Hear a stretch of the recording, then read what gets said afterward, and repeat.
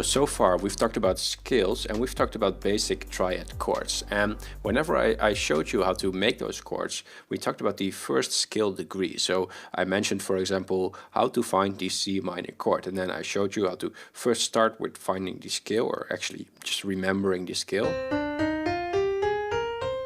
And then how to count to 3 and 5 within that scale to find the third and the fifth of the chord, which gives us the C minor chord. But the C minor chord, of course, is not the only chord within this scale. We can use multiple chords in the C minor scale, and actually we can use multiple chords in any scale. And we can use a new chord for every scale degree. So in the case of C, the D has a chord, the E flat has a chord, the F has a chord, and all of those chords are going to be different. They're not all going to be major chords. So let's find all of those, and let's start with C major. So C major, very simple,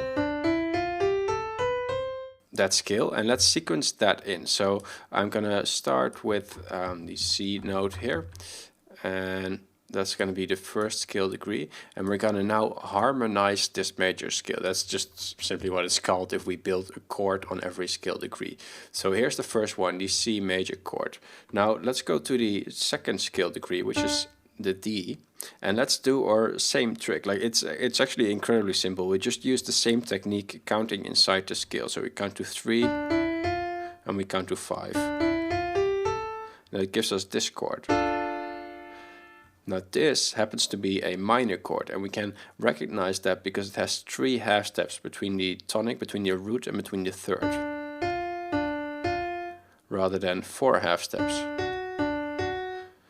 So this is why that exercise is good, to start to recognize these minor intervals, like minor thirds and major thirds, because then you can quickly tell that this is a minor chord. So let's add that here. Our minor chord has a D, an F, and an A. So the tonic, the third, and the fifth. All right, let's move to the third note of the scale, which is an E, and let's do the same thing.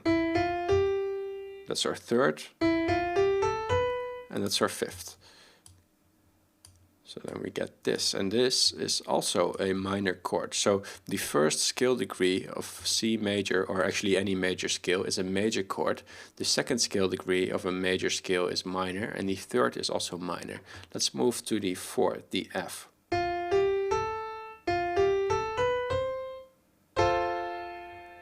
Now this, in all its triumph, is a F major chord. There. So far we've harmonized the first 4 scale degrees. Now let's move on. Let's move to the fifth. I'm gonna be a little bit faster and just fill these in, because I think you get the idea by now. We just count inside the scale. The fifth is also, as you might be able to tell, it's also a major chord. And then the sixth, which is note A, 6th scale degree of C, that's gonna be a minor chord, because 1, 2, 3, and then 1, 2, 3, 4, 5. A, C, E. And then we get to the 7th scale degree. And this one, if we do the same thing, you've probably already noticed by the tone of my voice that something is gonna happen here. If we start on this B note, and then we count to 3, we land here on the D. So this is a minor third. And then we count to 5, and then you get to the F. So this one, normally for the major and the minor chords, this was a perfect fifth. But I also mentioned that a perfect fifth, it has the interval of, or not the interval, it has 7 half steps, and this one only has 6 half steps. 1, 2, 3, 4, 5, 6. So it's actually a diminished fifth, and this is called a diminished chord. And a diminished chord is a regular minor chord, but with a lowered fifth. So if we take the C minor chord, for example, which is not like that, looks like this. We have the 1, the minor third, and the perfect fifth. Now if we take that perfect fifth and we lower it a half step, then we get a diminished chord. And by itself, it sounds a little bit atonal, or it might sound a little bit weird or like a horror movie, because that's where they're used a lot. But this chord is very useful. One of the useful things about this chord is that we're going to see more of this in the functional harmony, but there's an interesting feature of this chord, and that is that it's a symmetrical chord. You can see that with both the major and the minor chords, the interval between the first and the third is different every time. So for a major chord, the interval is bigger between the tonic and the third, and then for a minor chord, the interval is smaller. But with this diminished chord, the intervals are the same. They're all minor thirds apart. So these are all the chords built upon a major scale degree. And we can play this right now.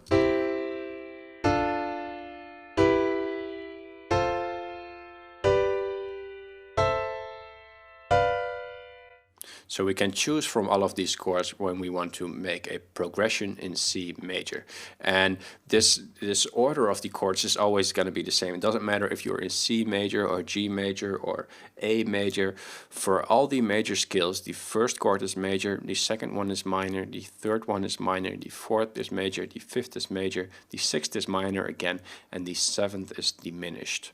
All right, so that's for major scales. Now let's harmonize, as we call it quite fancily.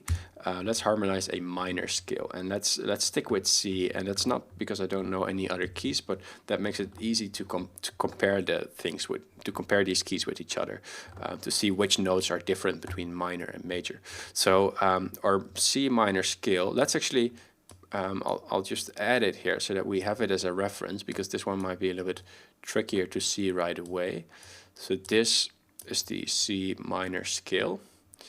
And now I'll just mute those notes and I'll put them up an octave so we have them as a reference there. All right, so let's start with the first note here, which is going to be a C, and then the minor third, and then the fifth. All right, that is the first chord. Then let's go to the D, and we count. Oh, sorry, I played the major scale. We count 1, 2, 3, so we get there, and then till 5. Now, here we might recognize the sound of this by now. We get a diminished chord as well. So let's put in those notes. So in a natural minor scale, the first chord is of course minor, but the second chord is diminished. And there's only one diminished chord in the whole major scale, and one in the natural minor scale. And for the major scale, we found it on the 7th scale degree, and for the minor scale, we find it on the 2nd scale degree. Right, so the 2nd scale degree of minor is diminished. That's one thing you can remember and repeat at parties to look cool. So let's continue with the 3rd scale degree, which is an E flat, and that happens to be a major chord. And then we go to the 4th one, which is an F, and that's going to be minor. And then we go to the 5th. I'm going a little bit faster here because I don't want to bore you guys with my Sesame Street-like counting, you know, with the 1, 2, 3, ABC. So now we have our first 6 chords. Let's see, and then we go to the 7th chord.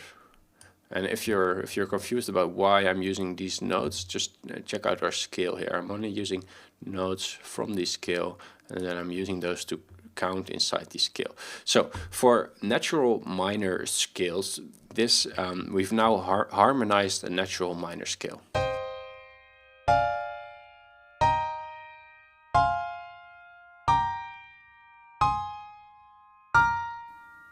And of course, if I want to put this in a different key, if we're working inside a DAW, it's very easy. We only need to select this and move it down to, for example, that A flat key. Sort of now you're using a very tricky key, but it was very simple. You just move the whole thing down. Right, so hopefully you get the idea of this by now, and also how to find chords inside a scale. Next, let's take a look into 7th chords. There's another thing we need to talk about. So far, we've talked about chords that have 3 notes, and we call them triads because of that. But of course, we can add a bunch more notes to our chords, and this is what happens in jazz a lot, and in fusion, and also just in classical music and pop music types. Now, the most common of these more note chords are 7th chords.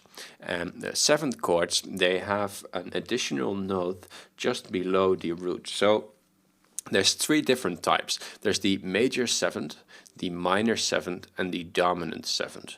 So let's first check out the major 7th. So from the name, we can already sort of tell that we need a major chord. So let's start with that. Let's use our C scale. So we had C, E, and G. The tonic, or the first, and then the third, and then the fifth. So a major third and a perfect fifth. A beautiful C major chord. And then we need to add the 7th. Now, this is, once again, if we know our scale, this is very easy, because the B was the 7th note of our scale. 1, 2, 3, 4, 5, 6, 7, and your knows how to count. So that is going to be the 7th in our chord. So that's the only thing we need to add. We have a major chord, and we add that B, we get a major 7th chord. It has an incredibly smooth sound. And again, we can find that in other scales as well. Let's say we want to find that in A major. So A major, if we use the formula, we get this scale. So we from that we build our major chord. And then we go to the 7th scale degree, which happens to be a G sharp in this case. And we get a major 7th chord. Now, a quick way of finding this one is to just go a half step below your root. So if we have a C chord again, the note a half step below our root is a B, and that's going to be the major 7th interval. Right, so that's major 7th chords. Now, minor 7th chords, they work exactly the same, except that this time we choose a minor scale. So let's go with the C minor scale. And then we build from that our C minor chord. And then we add the 7th scale degree, which is the B flat. So for minor scales, the 7th is a whole step or 2 half steps below the root. So if we take C and we lower it 2 half steps, we end up with a B flat. And that's our minor 7th. And then finally we have our dominant 7th chord. And that's an interesting one, because this one, it's a major chord, but it has a minor 7th on top. So we can build our major chord on wherever we want. Let's say we use C. And then we want to add a minor 7th. So rather than having this major 7th, we need to lower it another half step. And that gives us that chord, which creates an incredible amount of tension. And this is a very interesting chord to use, and we're going to talk a lot about this when we talk about functional harmony. But for now, those are the three 7th chords that we're going to use. Now, if you've been paying attention, you might think, well, if you can use a major chord with a minor 7th on top, couldn't you also use a minor chord with a major 7th on top? And you can, in fact, and that's what it sounds like, a minor chord, but then with a major 7th. And this chord does exist, as do a lot of chords, but it's not very functional, and we'll figure out what that means a little bit later on. It's being used in jazz a lot, but or not a lot, but it's being used in jazz sometimes. And we're not going to use it for now, but you're right that it is there. You can use it. It has a sort of a dissonant sound, but it has some other cool usages too. For now though, let's just focus on the major 7th, the minor 7th, and the dominant 7th, and then also the diminished chord.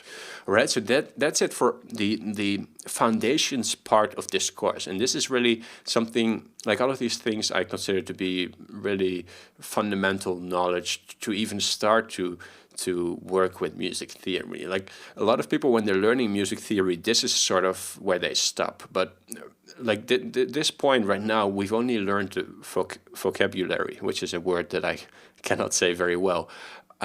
But after this point, that's when it really gets interesting, because now we can start using these techniques and actually start to talk about music, like how to build musical sections and how to bind these chords together. This is the point where we can start to play around with the language that we've learned, and we can start to write poems with it, to use a weird analogy.